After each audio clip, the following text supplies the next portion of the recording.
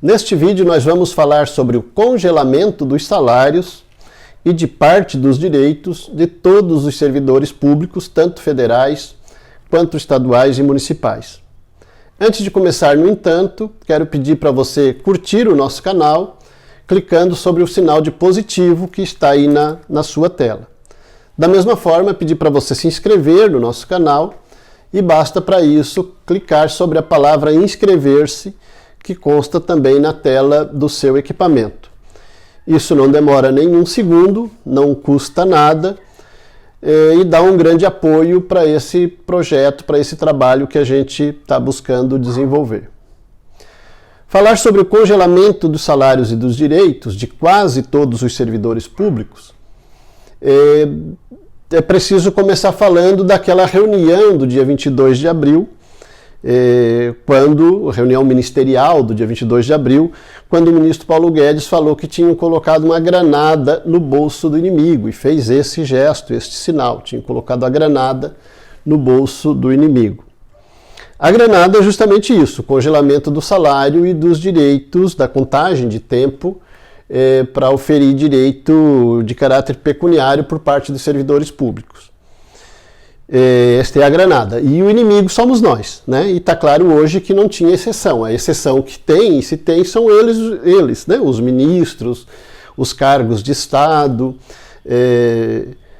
os secretários de Estado, parlamentares, governadores, juízes, promotores, desembargadores, os supersalários, aqueles chamados supersalários, inclusive aqueles salários que estão acima da Constituição Federal. Colocam um monte de penduricalho e acabam recebendo muitos deles, mais de 100 mil reais por mês. Estes não são os inimigos somos nós. Estes aí são os aliados do Paulo Guedes, aqueles que exercem a política que o Paulo Guedes quer que seja exercida, né? Os inimigos somos nós, a imensa massa de servidores públicos, a maioria mal remunerada, que trabalha na linha de frente, atendendo diretamente a população. E tem pesquisa mostrando isso, que quanto mais perto da população está o servidor, menor é o salário dele comparativamente com aqueles que estão nos aparatos de poder, nos aparatos de Estado. Então, como os governadores estavam reivindicando junto ao governo federal, os governadores e prefeitos, reivindicando um auxílio financeiro do governo federal para os estados e municípios, para que estados e municípios pudessem atender melhor a população por conta da pandemia. A arrecadação nos municípios, nos estados também caiu mais, porque os impostos relativos à comercialização, o ICMS, por exemplo, é mais vinculado ao estado e município, e esses foram mais afetados com a paralisação das atividades econômicas, a paralisação parcial, evidente, que não teve paralisação total, mas a paralisação parcial também tinha a tendência de afetar mais os municípios e os estados, ao mesmo tempo que municípios e estados que estão mais na ponta, mais na linha de frente dos serviços essenciais, estavam tendo mais gastos por conta da pandemia do coronavírus. Então os governadores e prefeitos pediram auxílio financeiro para o governo federal. O governo federal atendeu, mas a equipe econômica colocou condicionantes. Qual é a condicionante que Paulo Guedes e a equipe econômica colocou sob aplauso de toda a direita? Que os estados e municípios receberiam esses auxílios, esses bilhões aí que estavam precisando, desde que concordassem em congelar os salários, proibir o aumento de salário e congelar a contagem de tempo para oferir direito dentro do serviço público. Tanto no ano de 2021, quanto no ano 2020, quanto 2021, ou seja, até o final do ano que vem. E os governadores e os prefeitos aceitaram, e o projeto do governo federal foi para o Congresso com estes elementos. No Congresso teve emenda dizendo, bom, os estados e municípios precisam do dinheiro, tem aí a proposta de congelar salários, servidor público talvez boa parte não estejam, tenham trabalho remoto, tenham tido a jornada de trabalho reduzida por conta da pandemia, né? Então vamos concordar com o projeto, mas vamos fazer exceção àqueles servidores públicos dos serviços essenciais, que estão na linha de frente atendendo a população.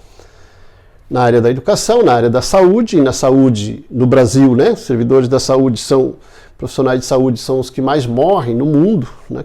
Por conta da Covid-19. Trabalhadores de segurança, policiais, bombeiros, né? Este também, que estão na linha de frente, estão se contaminando, muitos se contaminando com o coronavírus, adoecendo, transmitindo para a família, né, muitos óbitos, infelizmente, também, entre trabalhadores da segurança pública, policiais e bombeiros, assim como dos serviços funerários, evidentemente, e serviços de limpeza pública. Então, quem está na linha de frente, está trabalhando mais, inclusive, está mais afeto a se contaminar, seria injusto ter o corte de salário, o congelamento dos salários, melhor dizendo, e dos direitos. Então, o Congresso colocou essas emendas, que foram aprovadas pelo próprio Congresso. No dia seguinte à aprovação disso no Congresso, o presidente Jair Bolsonaro, vetou também essa emenda. E na semana passada voltou para o Congresso o veto, o Senado derrubou o veto. Aí no dia seguinte, né, a Câmara não votou, suspenderam a votação na Câmara para não ter perigo do veto ser derrubado na Câmara, e fizeram a campanha toda, a mídia, os articulistas, Miriam Leitão e todos os iguais do ponto de vista ideológico no Brasil inteiro. O chamado mercado se insurgiu, né, e era preciso derrubar o veto, era preciso manter o congelamento dos salários para todos os servidores da linha de frente também. Também policiais, também bombeiros, também pessoal da enfermagem, também os médicos, também a assistência social, também os serviços funerários, também o pessoal da limpeza pública. Congela de todo mundo, até o final de 2021. Isso é um duplo ou triplo castigo, porque está trabalhando mais, está adoecendo mais e morrendo mais do que a média da população. Muitos lugares já estão com salário congelado há vários anos. Aqui em Santa Catarina, por exemplo, na saúde está com salário congelado há 4 anos. Na segurança pública estamos com salário congelado há 6 anos. Portanto, vamos para 8 anos. Não precisava ter uma lei federal dizendo para congelar os salários, porque os salários já estão congelados. Mas a questão é que a questão é outra, é maior do que isso, é pior do que isso. Mas como pode ser pior do que já estamos 6 anos com salário congelado, ou vários anos, e vai ter mais 2 anos dessa... Pode ter alguma coisa pior do que isso? Pode ter uma coisa pior, e o projeto é pior do que isso. Né? Eles fizeram isso para dar um recado para o mercado, porque é mentira que tinha implicação de 140 bilhões de gasto para o governo se fosse mantida a emenda. É mentira. Fizeram isso para criar um impacto, para o mercado pressionar, para os empresários pressionar os deputados a derrubar o veto. É mentira que tem esse impacto. Porque isso já estava previsto, inclusive a reposição salarial anual é de obrigação legal, constitucional. A reposição das perdas inflacionárias, que historicamente também tem sido deixado de lado isso. Mas o projeto é maior por quê? Porque querem atacar o serviço público, não querem prejudicar apenas aqueles que estão hoje na ativa, trabalhando na linha de frente para atender a população. Não, eles querem destruir a essência do serviço público, eles querem destruir o estatuto do serviço público conforme foi estabelecido na Constituição de 88. Você deve lembrar que nas últimas semanas voltaram a falar do grande problema brasileiro, que é a quantidade de servidores públicos e o ônus que o serviço público tem sobre a sociedade que paga toda a gritaria, né, que a direita faz nos meios de comunicações, que os governos adotam como verdade absoluta e que é uma mentira imensa, né?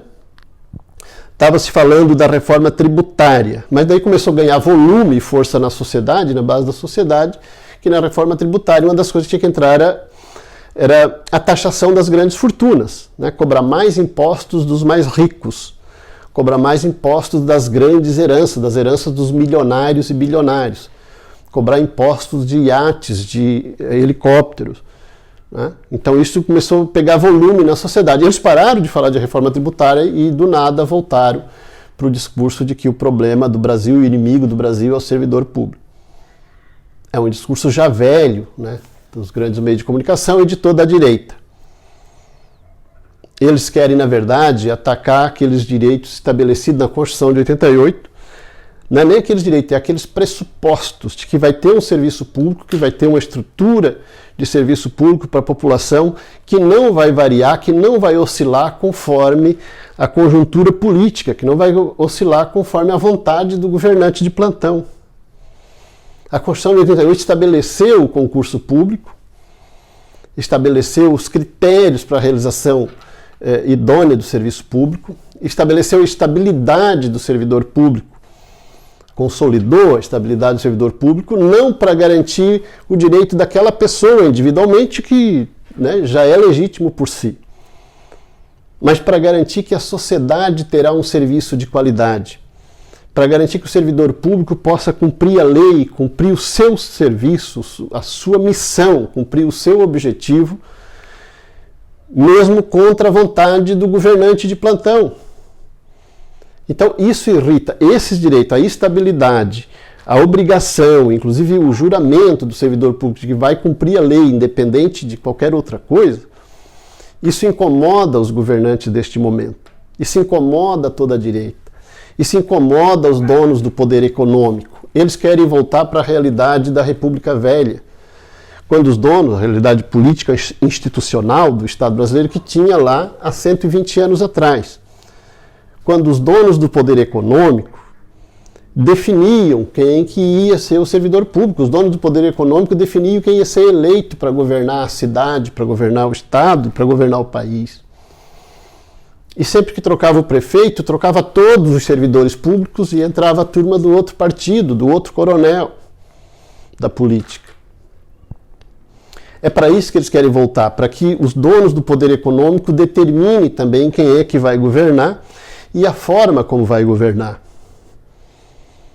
É por isso que continuam, né, e que agora estão com uma força, com uma voracidade ainda maior contra o serviço público, contra o servidor público. Então é preciso que as pessoas entendam isso. É preciso que você, servidor público, mas você também, profissional liberal, você é autônomo, você é dono de um pequeno comércio, você também entenda que o serviço público é importante também para você. Afinal de contas, quem são os seus clientes? Se houver um processo de empobrecimento da sociedade, quem será o seu cliente? E se os servidores públicos forem aqueles que obedeçam à vontade do prefeito, que esteja de plantão, ou do governador que esteja de plantão, será que isso interessa para você, autônomo, para você, profissional liberal, para você, pequeno comerciante, pequeno empresário? Nós entendemos que não. Nós entendemos que o futuro da sociedade, a estabilidade da sociedade, depende justamente de ter um serviço público, de ter instituições públicas que estejam voltadas para atender às necessidades da população, visando inclusive o seu desenvolvimento econômico, inclusive nestes aspectos. O que a direita está fazendo, o que o governo atual está fazendo, com Paulo Guedes como o primeiro-ministro de tudo e o manda-chuva de tudo. E tem gente que diz, eu não elegi o Bolsonaro, eu elegi foi o Paulo Guedes. Pois então, elegeu o cara que está querendo destruir tudo que foi construído nos últimos 40 anos no Brasil, ou até nos últimos 80 anos no Brasil, o direito trabalhista desde o Getúlio Vargas. Eles estão botando tudo por terra.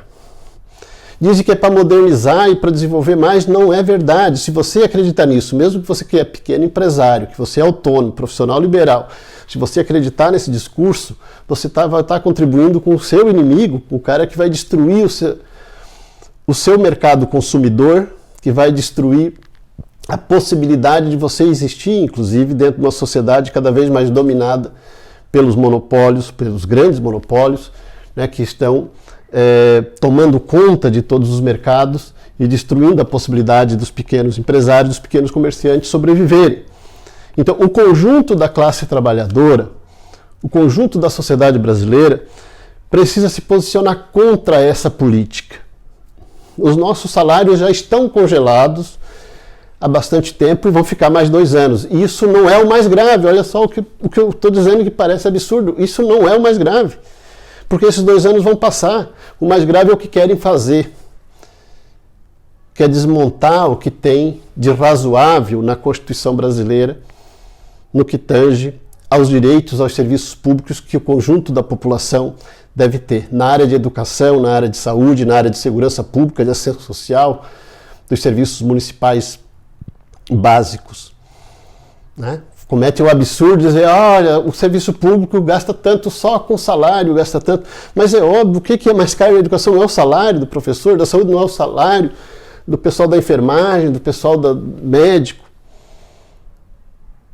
Se o trabalho das pessoas que realizam esse serviço efetivamente não tem um valor, não vai ser a parte mais onerosa, significa que está funcionando, significa que está se trabalhando efetivamente, se o salário é o que tem de mais oneroso. Não é o contrário. E faz um escândalo como se tivesse um monte de privilegiado. Privilegiados são eles. Privilegiado é o Paulo Guedes, o Bolsonaro, os filhos dele, os ministros, muitos secretários de Estado, inclusive aqui, que ganham 2 vezes o teto.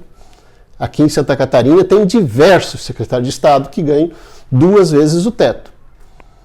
Então isso é privilégio. E isso eles não estão atacando. Eles estão atacando o direito da maioria que está na linha de frente prestando serviço para a população, serviço essencial, que está se contaminando.